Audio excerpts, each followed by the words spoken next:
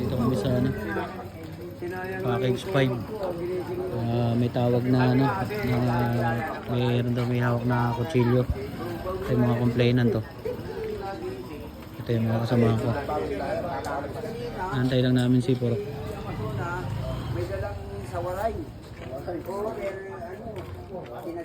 Hindi daw makapasok sa loob ng bahay yung mga yan.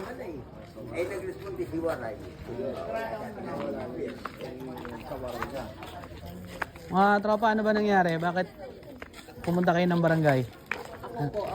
Ano po ba nangyari mga ma'am sir? Hindi kasi ganito po yun.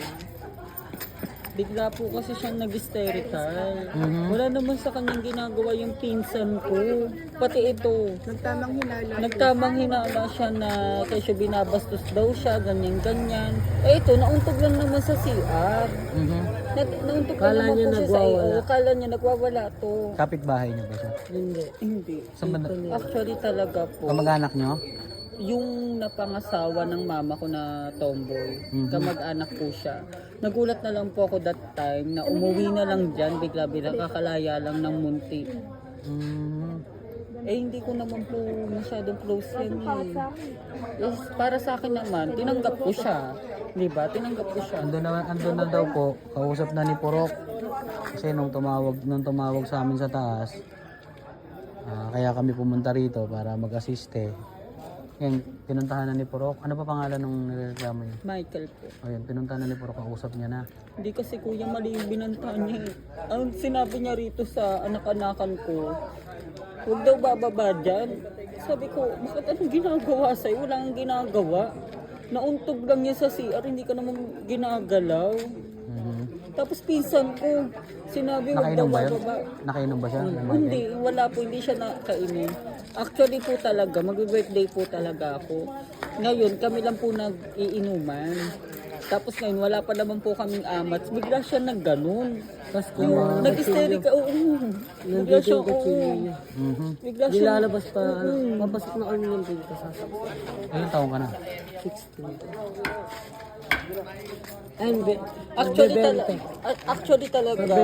Actually talaga Purok, ampun ko to. Doon niya natutulog sa bahay. Pero ang pangit kasi ng ganun na pagbabantaan siya eh.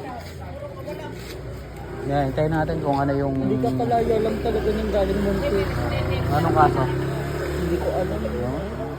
Hindi naman porkit kakalaya lang eh, matapang Kaya na. nga po eh.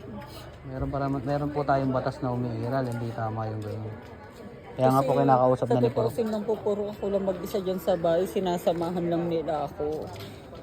Ngayon lang dumating. Baka naman naiingayan sa inyo. Hindi po, hindi. Wala siyang reklamong gano'n.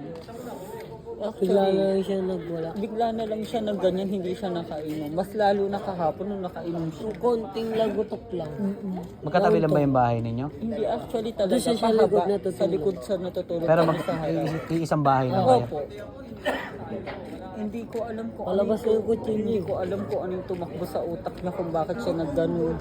Nakituloy. Oo, nakituloy lang po. Nakituloy lang. Kumbaga bahay nyo talaga yon. Sarili ko. Tapos siya nakikitira lang siya. So dapat siya nakikisama. Oo.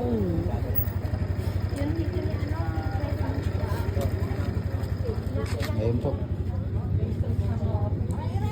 Hintayin lang namin kung ano yung verdict ni Purok.